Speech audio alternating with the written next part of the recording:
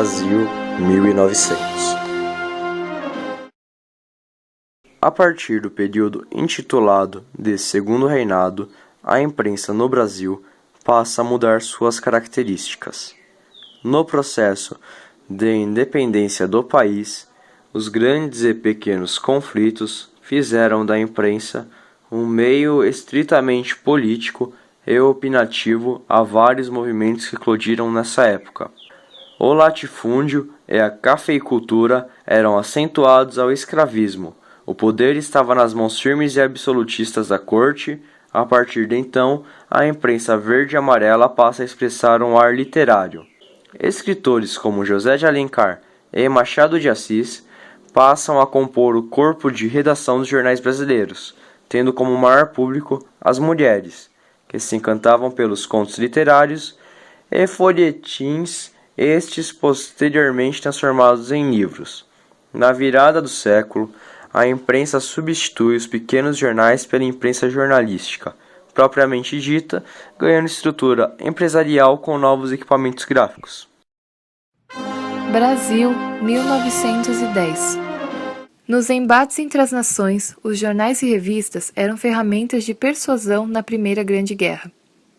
Ao passo que promovia os aliados e fazia a nação ter confiança em suas forças armadas ou em seu orgulho patriota, ressaltava o alto preço dos conflitos com sangue, corpos aos montes e escrita rebuscada de difícil compreensão, seguindo o perfil europeu da imprensa.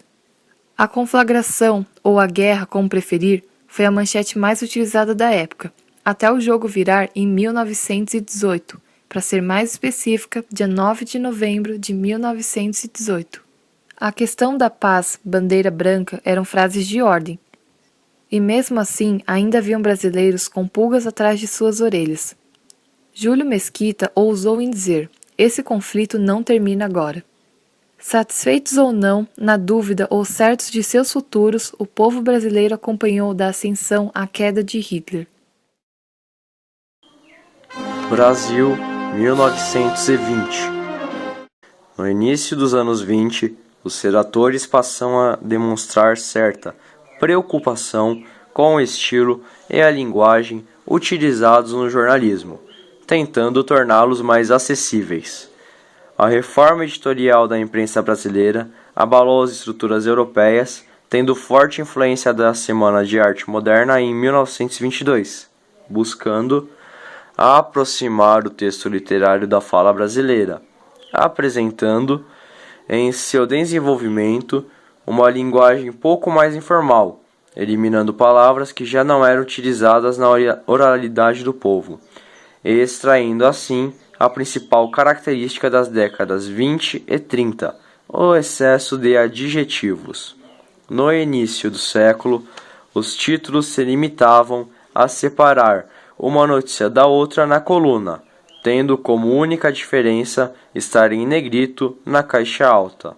Como exemplo, podemos citar a Folha de São Paulo, que desde a sua criação como Folha da Manhã, em 1925, sempre deu muito destaque aos títulos, deixando-os em negrito.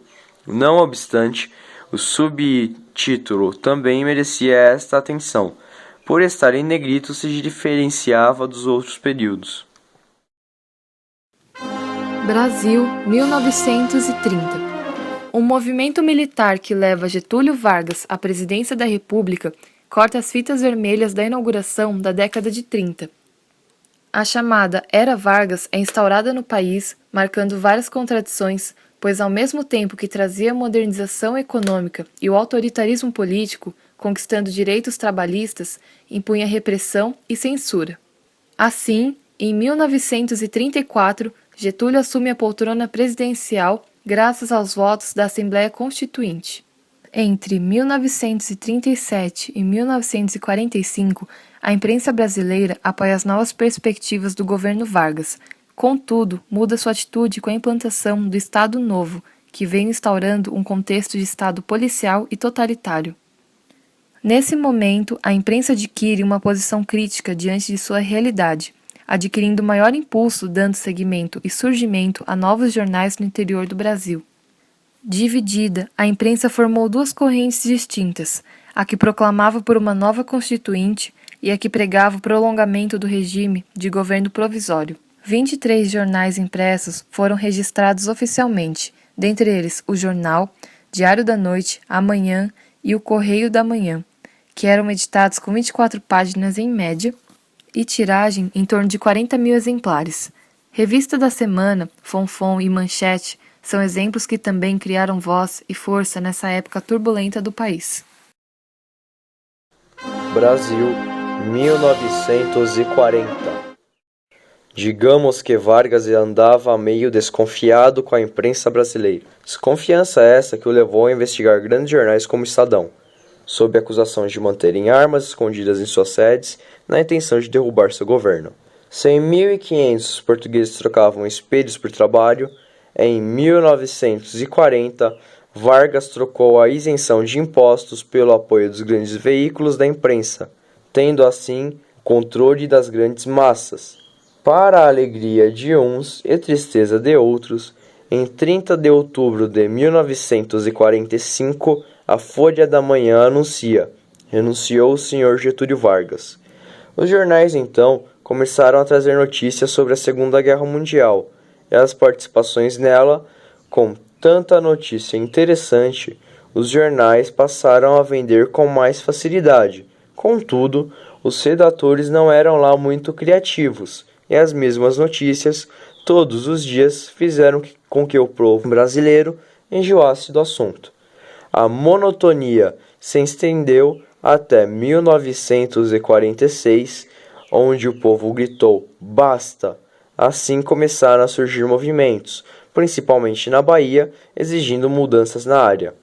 Apenas no ano de 1947, com a instalação da Escola de Jornalismo Casper Líbero, em São Paulo, que se inicia o ensino do jornalismo. Nos aproximando de 1949, a criatividade começou a atrair os brasileiros. Não todos, mas grande parte deles, com pensamentos inovadores e críticas ao governo de Vargas. Em uma década na qual o esporte ficou em segundo plano, devido à Segunda Grande Guerra, o mundo contou com pouquíssimos grandes eventos esportivos. Os eventos em destaque foram as Olimpíadas de Londres em 1948 e a Copa do Mundo de 1950. Brasil, 1950. Senhor Raul, o Brasil realmente prefere ser uma metamorfose ambulante. Na década de 50, a imprensa abandonou aos poucos os escritos polêmicos, passando a transmitir informação de forma mais imparcial e objetiva, permitindo com que o leitor formasse sua própria opinião de acordo com o assunto. Nunca se teve ideia melhor. A partir de então, se agarrou ao modelo americano de transmissão de notícias, que tinha como base práticas discursivas e formalidade nos seus textos, acompanhando a sociedade industrial da época. As manchetes e os títulos passam a ser padronizados, obedecendo uma coerência interna que primava pelos recursos editoriais e formais típicos de revistas. As mudanças não pararam. Subtítulos, entretítulos, boxes e textos complementares embelezavam as páginas, trazendo conforto à leitura. Num conjunto, essas reformas apontavam para um processo de autonomização do campo jornalístico, sobretudo das esferas políticas e literárias, por meio de reformas administrativas, redacionais, editoriais, gráficas e profissionais.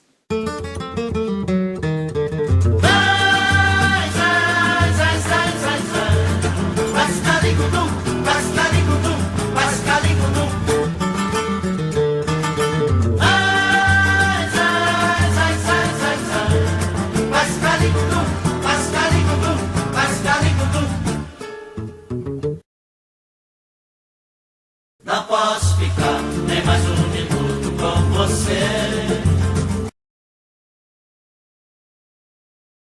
Sinto muito amor, mas e além disso, mulher, não posso ficar